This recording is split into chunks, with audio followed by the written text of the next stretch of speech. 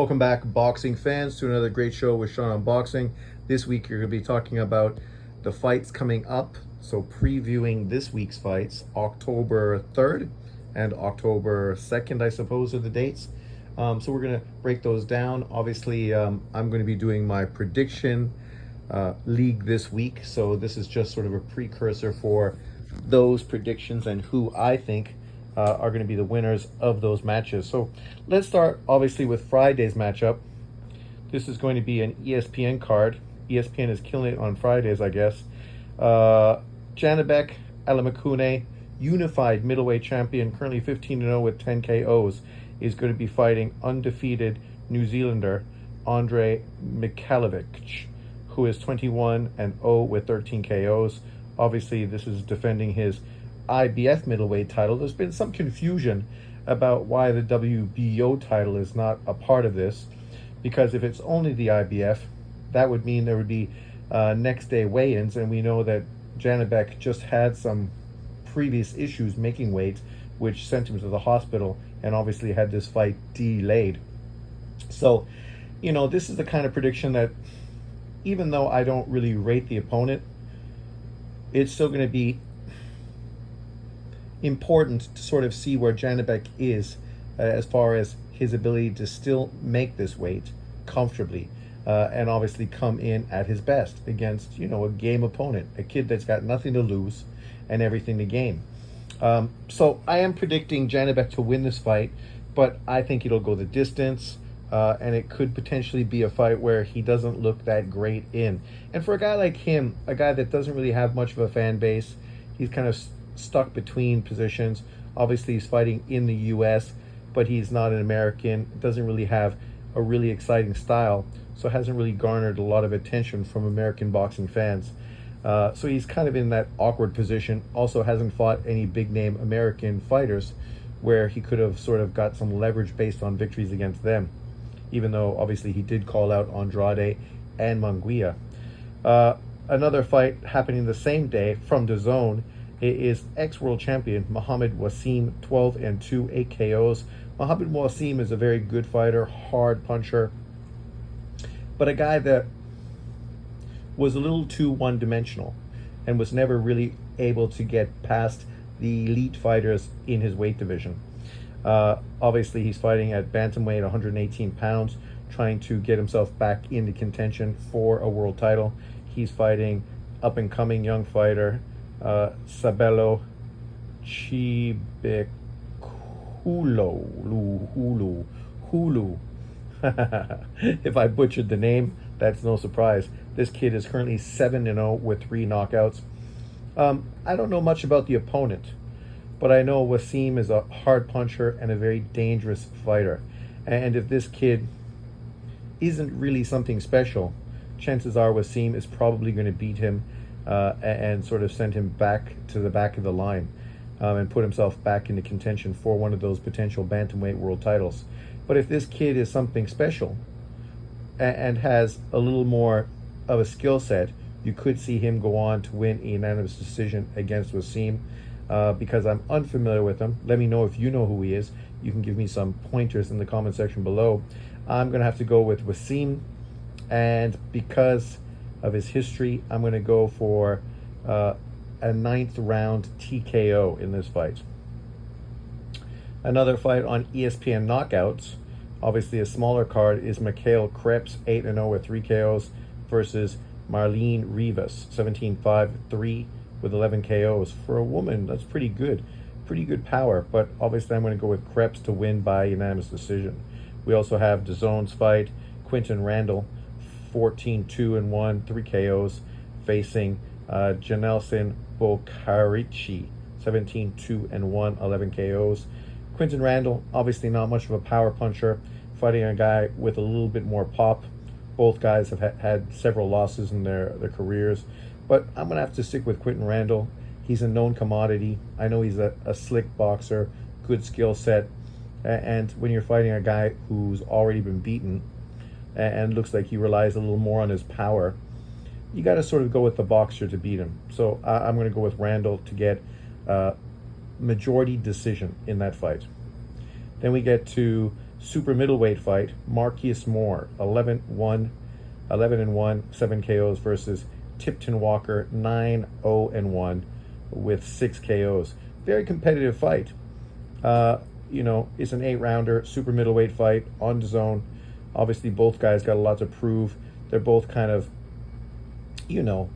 not really even in contender status. They're kind of, that bottom top 50 list, where a victory against one or the other is obviously going to put them into something better on DAZN cards moving forward, especially at that super middleweight weight, where there's a lot of money and a lot of opponents sitting there looking for somebody to fight.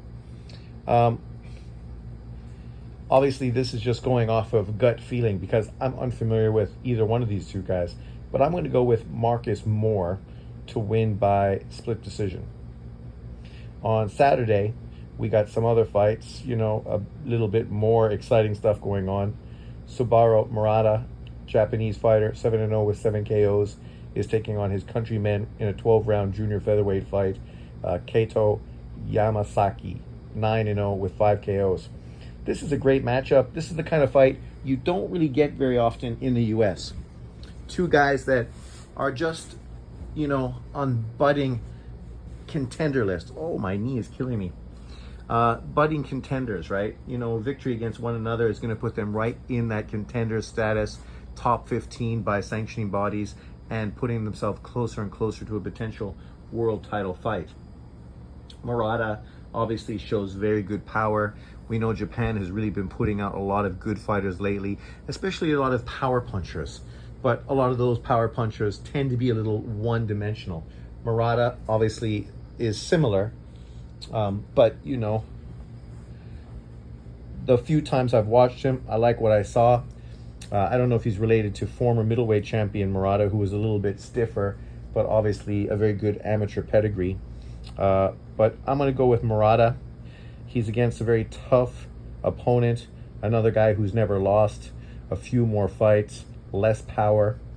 So I'm going to go with Murata around 8-round TKO. And obviously, this is great news for Murata, junior featherweight, going to move closer to bigger and bigger fights moving forward. Then, of course, we have the WBA featherweight title fight on DAZN. This is a great matchup. I know a lot of people try to dismiss and downplay Ronnie Rios when he's fighting the wrong kind of person.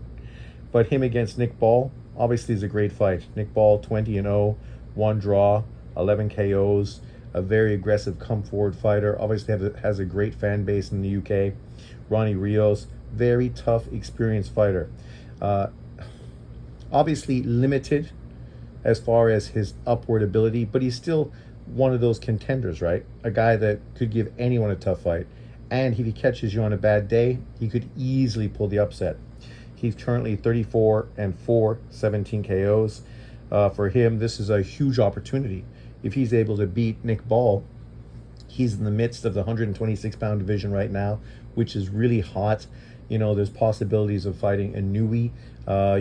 From what Bob Arum said, he doesn't want to unify because he's hoping that his champions at 126 can all get a crack at fighting Inoue. Because obviously for him, he's going to be collecting the bag, his 10% on all 3 of those fights. So you can understand why he'd rather get a big 10% as opposed to a little 10%. But for Ronnie Rios, this is a perfect opportunity to put himself into bigger and better fights moving forward. For Nick Ball, obviously this is a stay busy fight against a rugged veteran. And then if he wins this, you can look forward to him trying to get bigger and better fights later on in 2025. You also have Jack Rafferty, 23-0, 14 KOs, fighting Henry Turner, 13-0 with 5 KOs for the British Commonwealth Junior welterweight title. I'm going to go with Rafferty by unanimous decision. You have Andrew Kane, 12-1 and 12-1 with 11 KOs, facing Lazaro Caceres, 11-1 with 4 KOs for a 10-round bantamweight title. I'm going to go with the power puncher Andrew Kane to score a 6-round TKO against Lazaro. Then we have very, very, very, very good Cuban fighter. I've mentioned him quite a few times already. Obviously, he's a lightweight, 135 pounds. I put him on a list of, people to pay attention to at the 135-pound division. He's not getting the attention of, say, an Abdullah Mason or some of these other up-and-coming guys, but he's definitely a guy that's right there, and probably at this point a little bit ahead of Abdullah Mason as far as the level of competition he's been fighting and how he's been being fast-tracked. He's obviously from the Cuban school of boxing, currently 15-0 with 13 KOs, and that is Yadier Herrera. Very, very exciting young man. There's quite a few Cuban fighters who are just at that contender status, haven't really broke out, haven't really had their names solidified to, the casual boxing fan, but, bring a lot to the table, right? These are not your old school Cuban fighters that relied on slick boxing skill and defense first type of styles of boxing. No, no, no, no, no. These are guys that obviously have the great amateur pedigree, the boxing skills, but are a little more professional in their style. Sit down in their punches, throw power punches, and show that they have pretty explosive power. Whether you're talking about Iglesias at 168 pounds, David Morrell, there's quite a few other guys as well.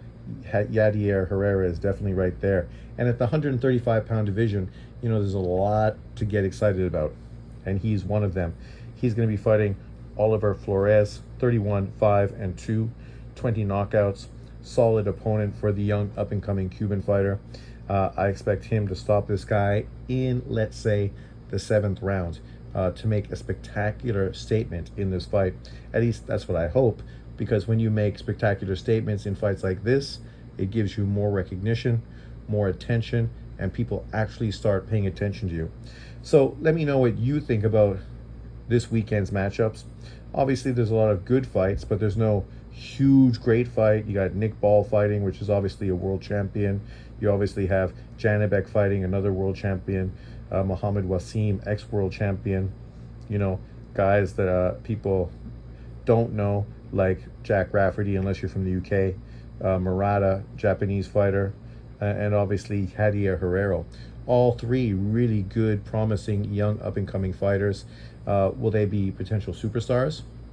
Who knows? Maybe not. But, not everybody needs to be a superstar. Not everyone is going to be a superstar. But it's always great to have new, young blood brought into the boxing game.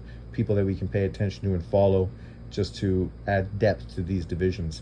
So let me know what you think about these fighters. Make sure you leave your comments below. Like, subscribe, and share. Liking and sharing, they help my channel quite a bit. And obviously, since I'm trying to bounce back after having my old channel closed down by the infamous JB, any little help goes a long way. So thank you very much. I will see you next time. Peace out.